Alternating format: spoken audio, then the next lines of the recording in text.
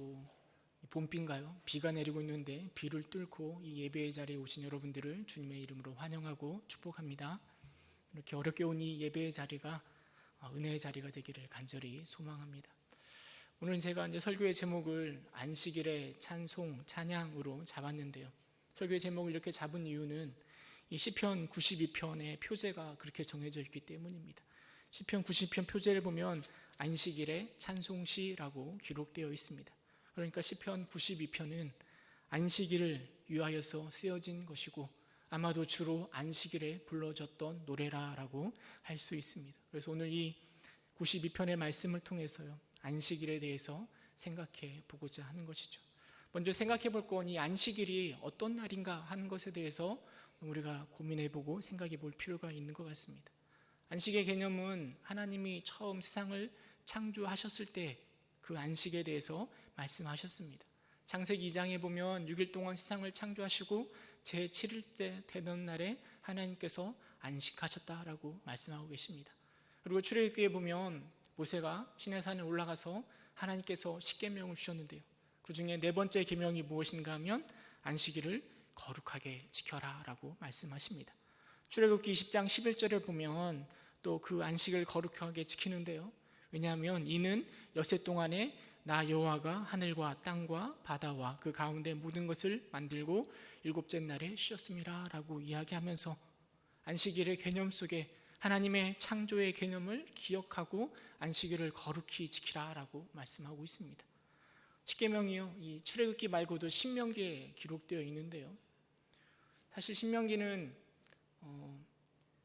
40년의 출애굽 생활을 다 끝나고 이제 요단강만 건너면 이제 가나안 땅에 들어가기 바로 전에 쓰여진 것인데요, 거기에다 보면 4계명의 주일을 거룩하게 지키라라고 말하고 있습니다. 근데 그 이유에 대해서는 출애굽기의 10계명과 좀 다르게 표현하고 있는데요, 신명기 5장 15절에 보면 이렇게 기록하고 있습니다. 너는 기억하라, 내가 애굽 땅에서 종이 되었더니 내 하나님 여호와가 강한 손과 편팔로 거기서 너를 인도하여 내었나니 라고 이야기하면서요, 출애굽기에 나오는 십계명에 보면 창조주 하나님을 기억하면서 안식일을 지켜라 라고 얘기했는데요, 신명기에 보면 나를 출애굽시켜 저 가나안 땅으로 인도하신 구원의 하나님을 기억하면서 안식일을 거룩하게 지켜라 라고 이야기하고 있습니다. 그러니까 안식일의 개념 안에는 창조주 하나님을 기억하는 것과 나를 구원하신 하나님을 기억하며 지키는 날이 바로 안식일이라는 것이죠. 그런데 이 안식일의 정확한 요일은 토요일입니다. 그런데 오늘 우리는 토요일에 안식하지 않고 일요일, 주일에 안식합니다. 그래서 물론 제7일 안식교는 구약의 말씀대로 왜 우리가 지금 일요일 날 안식하는가, 토요일에 안식해야 된다라고 이야기하면서 토요일을 지키기도 합니다. 그러나 안식일에 담긴 이 창조와 구원의 개념이 신약에 와서 우리 예수 그리스도의 죽음과 부활로 완성되었습니다. 그래서 교회는 창조와 구원의 완성이신 예수 그리스도의 부활을 기억하고자 토요일이 아니라 예수님이 부활하신 주일을 안식일로 정하고 주일날 우리는 이렇게 정하고 주일날 안식일로 보내고 있는 것입니다. 사실 우리에게 안식일이 주일이어야 되는가, 이 질문은 그렇게 중요한 질문이 아닙니다. 왜냐하면 우리는 주일날 안식일로 지키고 있기 때문입니다. 이보다 더 훨씬 중요한 질문은 무엇인가 하면 과연 우리는 주일에 안식하고 있는가 하는 질문입니다. 여러분들은 주일날 안식하고 계십니까? 주일날 정말 안식하고 계십니까? 아마 이 수요 예배까지 나오신 여러분들의 신앙은 나름대로 좀 한가닥 하는 믿음의 경륜이라 생각되어집니다. 신앙이 좋은 분들의 안식일, 주일의 모습을 좀 생각해 보면 사실 안식하기보다는 여러 가지 해야 될 일들, 섬겨야 될 일들, 찬양대든 아니면 교사든 여러 가지 봉사, 섬기는 일들 때문에 또 회의는 왜 이렇게 많고 모여야 될 모임들은 너무나 많아가지고요, 안식하기보다는 그냥 다른 날보다 더 바쁘게 지날 때가 참 많이 있는 것 같습니다. 주일에 안식한다라는 생각이 들기보다는 주일날 더 지치고 힘들다라는 생각을 할 때가 참 많이 있는 것 같습니다. 도대체 무엇이 문제일까요? 우리의 주일이 무엇이 잘못된 것이고 우리가 무엇을 놓치고 있기 때문에 주일이 주일답지 못한 것일까요? 오늘 이 안식일에 이 주일의 의미를 함께 생각해보고 어떻게 하면 주일을 보다 더 주일답게 보낼 수 있을지 좀 점검해 보고자 합니다. 신명기에 보면 하나님께서 십계명을 주실 때요, 4계명으로 안식일을 거룩히 지키라라고 말씀하시면서 설명을 하시는데요, 신명기 5장 14절 이렇게 나옵니다. 함께 읽어볼까요? 5장 14절 시작.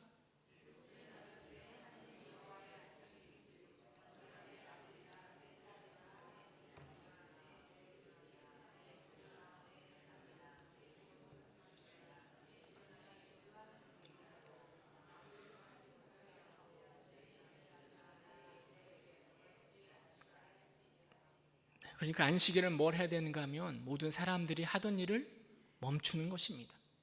열심히 6일 동안 일을 하고 7일째 되는 날은 쉬는 거죠. 그리고 15절에 보면 이렇게 이야기합니다. 신명기 5장 15절에 너는 기억하라, 내가 애굽 땅에서 종 되었더니 내 하나님 여호와가 강한 손과 편팔로 거기서 너를 인도하여 내었나니 그러므로 내 하나님 여호와가 내게 명령하여 안식일을 지키라 하느니라 라고 이야기합니다. 그러니까 안식일의 핵심은 일하던 것을 멈추는 게 핵심이 아니라 멈추고 나서 뭘 하는 거라고요? 기억하는 겁니다. 우리를 창조하신 하나님, 우리를 저 애굽에서 인도하신 하나님, 또 신약의 모습에서 보면 저 죄의 자리에서 우리를 구원하여 천국 백성으로 삼아주신 그 하나님의 은혜를 기억하는 것이 바로 안식일의 핵심입니다. 그래서 주일을 보다 더 주일답게, 보다 더 복되게 지키는 방법은 어떻게 하면 더 편안히 쉴 수 있을까?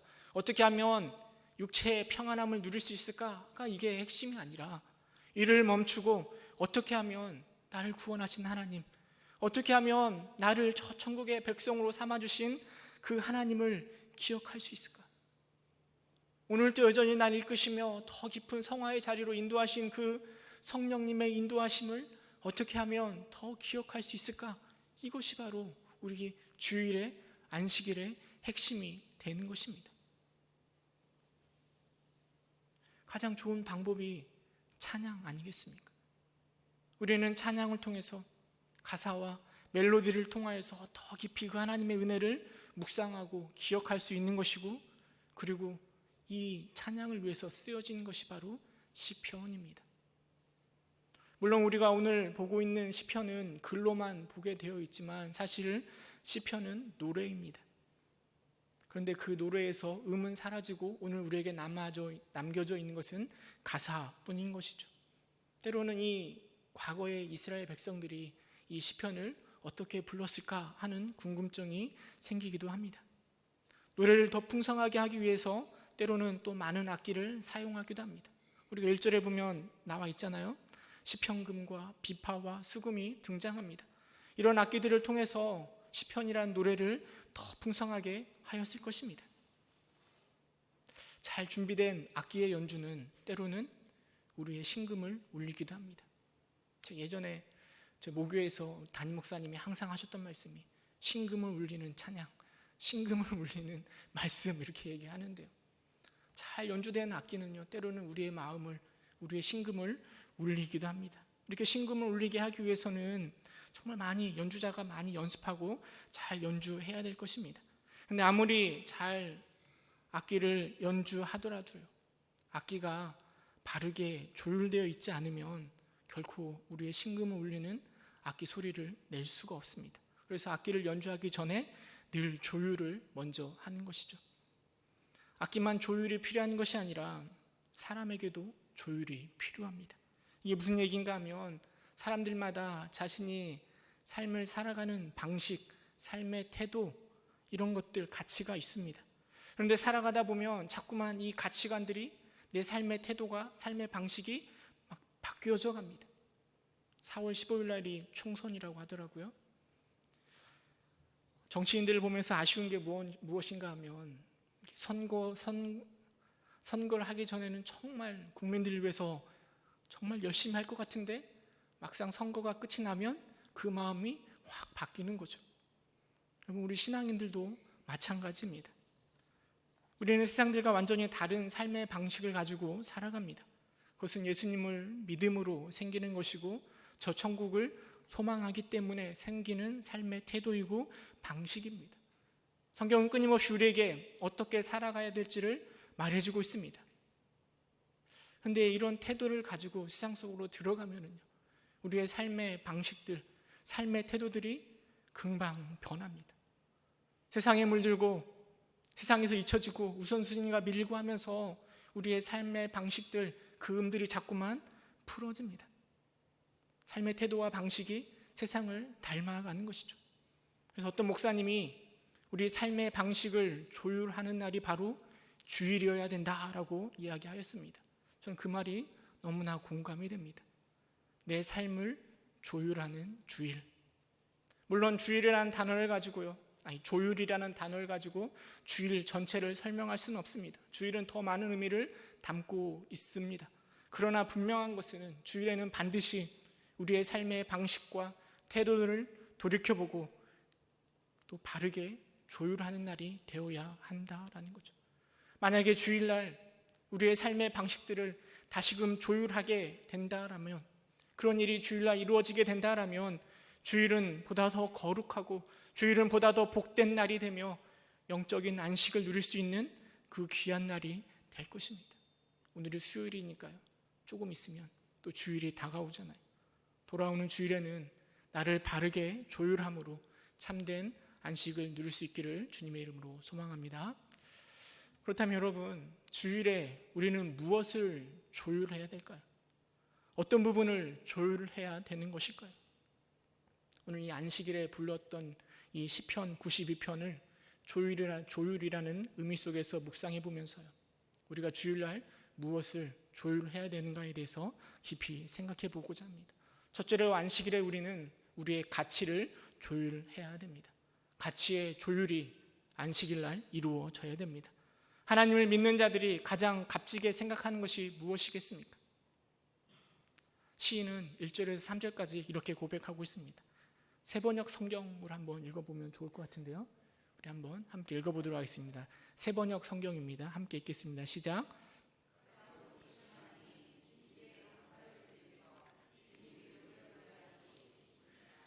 아침에 주님의 사랑을 알리며 밤마다 주님의 성실하심을 알리는 일이 좋습니다.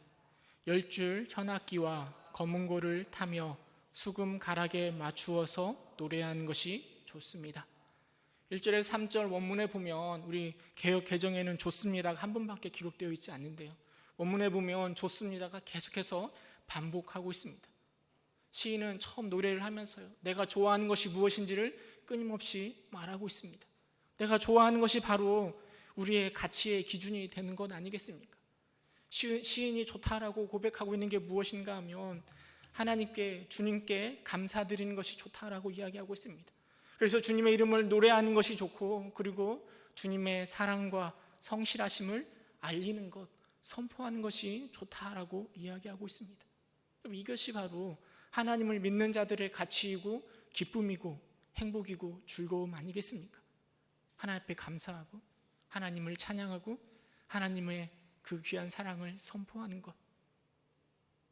하나님을 믿는 자들이라면 모두가 다 알고 있는 사실입니다.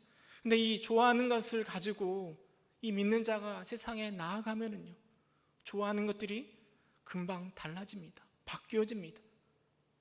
세상의 것들을 쫓아가기 마련이라는 거죠. 물론 세상의 것들을 쫓아가는 것, 세상이 좋아하는 것을 믿는 자가 좋아하는 것이 무조건 나쁘다라고 말할 수는 없습니다. 자녀를 좋아할 수도 있고, 사람 만나는 걸 좋아할 수 있고, 음악을 좋아할 수 있고, 악기를 좋아할 수 있습니다. 물론 돈을 좋아할 수도 있고, 내 욕심 따르는 것을 좋아할 수도 있습니다. 그러나 이것을 한 번에 다 나쁘다라고 말하는 것은, 잘못된 것이다라고 말하는 것은 잘못된 것일 것이죠. 그런데 중요한 건 무엇인가 하면 세상을 따라 좋아하는 것들이요, 믿는 자로서 마땅히 좋아해야 될 것들을 가릴 때 문제가 되는 거죠. 하나님을 믿는 자들로서 하나님 앞에 감사하고 찬양하고 주님을 선포하는 것이 마땅히 좋아해야 하는 것임에도 불구하고 세상 것을 좋아하다 보니까 마땅히 해야 될 것들을 자꾸만 잊어버리는 게 문제입니다. 마땅히 내 가치를 두고 귀히 여겨야 되고 내가 좋아해야 될 것들이 자꾸만 묻혀지는 게 문제입니다. 주일에 우리는 이것들을 조율해야 되는 것이죠. 내가 정말 좋아해야 될 것, 내가 가치를 두고 내 마음을 두어야 될 것이 무엇인지를 조율하는 것이 바로 주일날 이루어져야 되는 것입니다. 그리고 이렇게 조율된 마음으로, 가치가 조율된 마음으로 세상에 나아갈 때 우리는 세상 가운데서 바른 소리를 낼 수 있고 아름다운 그리스도의 향기를 뿜어낼 수가 있는 것입니다. 그래서 주일날 내가 무엇을 좋아하는지, 그 가치가 무엇인지, 어디에 가치를 두어야 되는지를 조율하는 날이 되어야 되는 것입니다. 두 번째로 주일에는 우리의 주권을 조율해야 하는 것입니다. 주권이라고 하면 세상을 누가 움직이는가 하는 건 아니겠습니까? 우리 92편 4절 말씀 함께 읽어보도록 하겠습니다. 92편 4절 함께 읽겠습니다. 시작. 여호와여, 주께서 행하신 일로 나를 기쁘게 하셨으니 주의 손이 행하신 일로 말미암아 내가 높이 외치리이다. 시인은 이야기합니다. 주께서 행하신 일, 주의 손이 행하신 일이 나를 기쁘게 하셨고 내가 이것을 외치겠다라고 이야기합니다. 근데 시인은 단순히 어떤 일어난 일 그것만 바라보는 것이 아니라 누구의 손이요? 주의 손이, 주께서 행하신 일이라고 이야기하면서 세상의 모든 것들을 주관하시는 분이 누구이신가? 이 시인의 고백 안에는 세상의 주관자가 누구인가에 대한 분명한 인식이 담겨져 있습니다. 여러분, 세상의 주권자가 누구입니까? 세상을 움직이시는 분이 누구입니까? 하나님이시죠? 하나님이 움직이십니다. 하나님이 세상을 주관합니다. 우리는 그걸 잘 알고 있습니다. 그런데 이 생각을 가지고 또 세상에 나아가면 세상의 흐름에 금방 휩쓸려 갑니다. 세상은 우리에게 끊임없이 말합니다. 세상을 움직이는 건 하나님이 아니라 또 다른 힘이 있다. 그 대표적인 게 돈 아니겠습니까? 돈이 세상을 움직인다라고 우리를 끊임없이 가르치고 우리를 떠밀고 있습니다. 하나님을 믿는 자로 세상이 하나님에 의해서 주관되어진다라고 고백하고 있지만 세상에 살다 보면 자꾸 그 생각이 흐트러집니다. 신종 코로나 바이러스 때문에 마스크 값이 막 뛰었다고 하잖아요. 분별되고 아마 돈의 힘이 작용된 건 아니겠습니까? 사람들은 돈 앞에 움직이고 있는 것이고 돈이 되는 곳에 사람들은 몰려들고 있습니다. 세상을 움직이는 건 돈처럼 보여집니다. 믿는 자가 세상 앞에 서 있을 때 자꾸 그 생각이 믿는 자의 생각을 자꾸만 부식시킵니다. 하나님이 세상을 주관하는 것이 아니라 누가 주관한다고요? 돈이 주관하는 것처럼 믿는 자를 움직이게 만듭니다. 그리고 돈 앞에서 덜덜 떨게 만드는 거죠.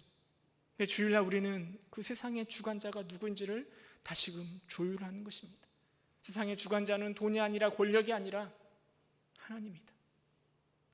주님께서 행하신 일, 주의 손이 행하신 일, 이게 바로 세상을 움직이게 하는 원동력이다라고 다시금 조율하는 것입니다. 그리고 5절에 시인은 이렇게 고백합니다. 5절 말씀 함께 읽어보도록 하겠습니다. 여호와여, 주께서 행하신 일이 어찌 그리 크신지요, 주의 생각이 매우 깊으시니이다. 우리는 이 고백의 의미가 무엇인지를 곰곰이 생각해 봐야 될 것입니다. 물론 주께서 행하신 일이 어찌 그리 크신지요 라는 것이요, 하나님께서 우리에게 행하신 일이 너무 크고 너무 좋아서 감격의 말로 이렇게 표현할 수도 있습니다. 그러나 저는 그것보다는 주께서 행하신 일이 너무 깊어서 너무 커서 조그만 내 지식으로는 이해할 수도 없고 측량할 수도 없고 예측할 수도 없다라는 시인의 고백이 아닐까 생각되어집니다. 사실 우리는 세상 속에서 부조리한 일, 부당한 일을 자주 목격합니다. 왜 하나님이 이렇게 행하셨을까? 이런 생각들을 많이 하게 되죠. 코로나 바이러스가 그 대표적인 건 아니겠습니까? 왜 하나님이 이걸 우리에게 허락하셔가지고 왜 이렇게 우리를 힘들게 할까? 사실 우리는 코로나 바이러스에 안 걸려서 별로 걱정은 잘 안 되는데요.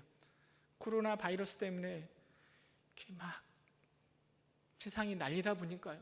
올해 교회가 이제 선교회로 정하고 열심히 선교하려고 하는데요. 막 걸림돌이 되고 있습니다. 지난 주일이 선교 주일이어서 이렇게 1시에 지역 전도를 나가려고, 노방 전도를 나가려고 했는데 코로나 바이러스 때문에 나가지도 못했습니다. 국내 성지 순례를 준비하고 있는데 이 코로나 바이러스 때문에 이게 어떻게 해야 될지 걱정이 이만저만이 아닙니다. 지난 2주간 주일날 교회에 들어오는 성도의 수가 급감하였습니다. 이런 걸 보면서 아니 하나님, 우리가 선교를 더 열심히 하려고 하는데 왜 이런 걸 가지고 방해하려고 하십니까? 라는 의문이 생길 때가 있습니다. 근데 시인은 이렇게 고백합니다. 8절에 7절에 보면 악인들은 풀같이 자라고 악을 행하는 자들은 다 흥황할지라도 영원히 멸망하리이다. 이게 바로 시인의 고백입니다. 악인들, 악을 행하는 자들, 그들이 흥황하는 것을 시인이 바라봅니다. 지금 현재 바라보고 있는 건 그들의 흥황입니다. 그러나 시인은 고백합니다. 어떻게 된다고요? 영원히 멸망할 것을 고백하는 것이죠.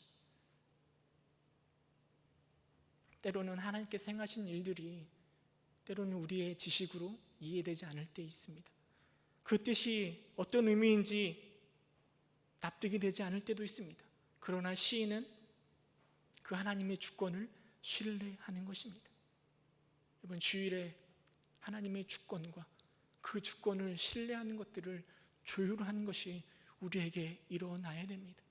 하나님 세상을 움직이신다. 그런데 움직이는 건데 이게 말이 안 돼 라고 하는 게 아니라 그 움직이는 것 하나하나도 하나님의 뜻 가운데 이루어지는 하나님의 귀한 뜻이 담겨져 있을 것이다 라고 신뢰하는 게 필요하다라는 거죠.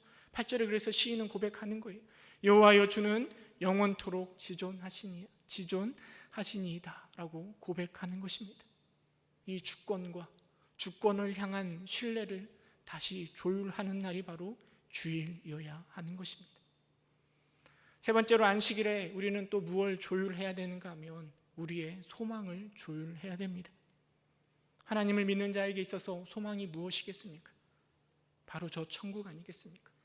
독사굴에 어린이가 손을 넣고 장난쳐도 물지 않는 하나님이 함께 하실, 하나님이 다스릴 그 나라, 그 하나님의 나라가 우리의 소망 아닙니까? 이 땅에 우리와 함께 하시려고 다시 오실 그 예수 그리스도가 우리의 소망 아닙니까? 근데 세상에 살다 보면 이 소망이 금방 사라져 버립니다. 여러분, 기도의 제목을 곰곰이 생각해 보시기 바랍니다.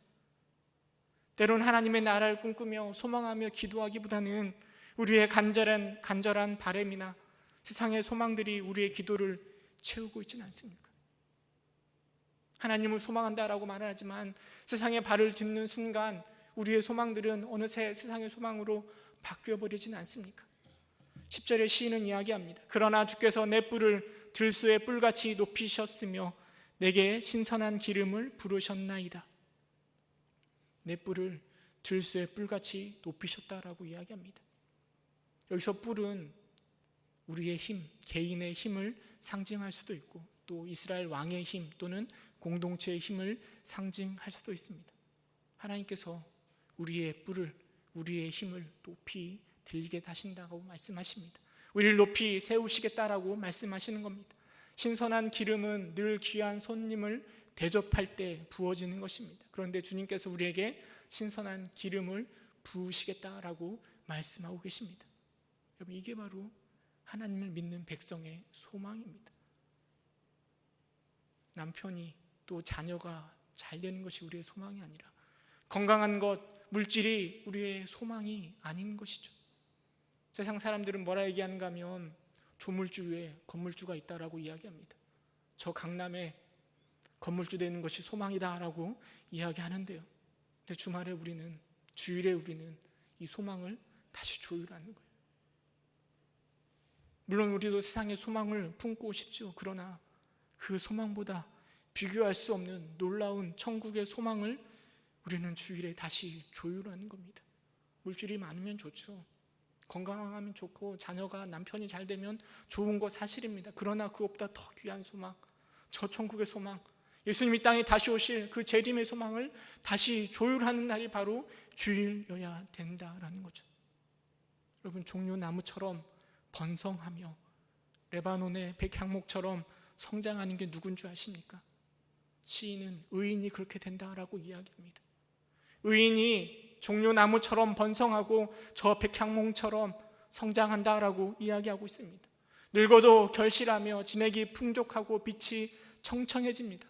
왜인 줄 아십니까? 여호와의 집에 심겨졌기 때문입니다. 여호와 집에 심겨지고 의인의 모습으로 살아가려고 노력하는 믿는 자들에게 나타나는 그 소망을 우리는 주일에 조율해야 됩니다. 그래서 15절의 고백처럼 여호와의 정직하심과 나의 바위 되심과 그에게는 불의가 없음을 선포해야 되는 것이죠. 여호와의 정직하심, 그리고 우리의 바위가 되시고, 그리고 의로우신 그 하나님이 우리의 소망이 되고, 그 소망을 주일에 자꾸만 조율해 나아갈 때, 그리고 조율된 그 마음을 가지고 세상에 나아갈 때, 세상에 쫓는 소망이 우리를 잡아먹는 것이 아니라 그것들을 뛰어넘는 하늘의 천국을 소망하며 백성다운 삶을 살아갈 수 있도록 만드는 것이 주일날 우리가 이루어져야 되는 것입니다. 이게 바로 우리가 주일날 불러야 될 찬송 아니겠습니까? 그 찬송을 통해서 우리의 가치를 조율하는 것이고, 우리의 주권을 조율하는 것이고, 우리의 소망을 조율하는 것입니다. 그날이 바로 주일입니다. 말씀을 준비하면서요, 주일에 행해야 될 조율에 대해서 막 고민을 막 하는데요, 근데 빠진 게 뭐가 있는가 하면, 그렇다면 가치를 조율하고 주권을 조율하고 소망을 조율하는 것을 어떻게 할 것인가에 대한 질문이, 그 방법들이 빠져 있다라는 생각이 들었습니다. 이건 우리 모두의 고민이 되어야 된다라고 생각되어집니다. 정해진 답은 없는 것 같아요. 어떻게 하면 주일에 이런 조율을 이뤄낼 수 있을까? 우리는 고민하고 고민해야 될 것입니다. 근데 중요한 사실은 이 주일에 나를 조율해야 된다라는 인식을 가지는 것에서부터 주일이 시작되어진다라고 생각되어집니다.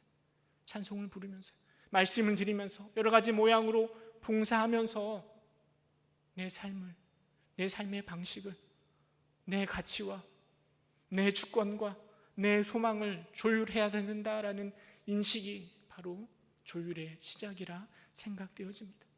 여러분, 우리는 하나님의 의로운 사람입니다. 그러나 완벽하지 않습니다. 언제나 넘어지기 십상이고, 조금의 상처나 나를 유혹하는 조그만 것에도 쉽게 흔들리는 것이 바로 우리의 모습입니다. 그것을 아시기에 우리 주님이 우리에게 안식일을 허락하시는 거죠. 하던 일을 멈추고 주님을 기억하는 것입니다. 그리고 흐트러진 나의 삶의 태도를 조율하는 것입니다. 그냥 편히 쉬는 날이 아니라 나를 다시금 가다듬고 조율하여 참된 안식을 누리시는 여러분 되시기를 주님의 이름으로 축원합니다. 함께 기도하겠습니다. 은혜가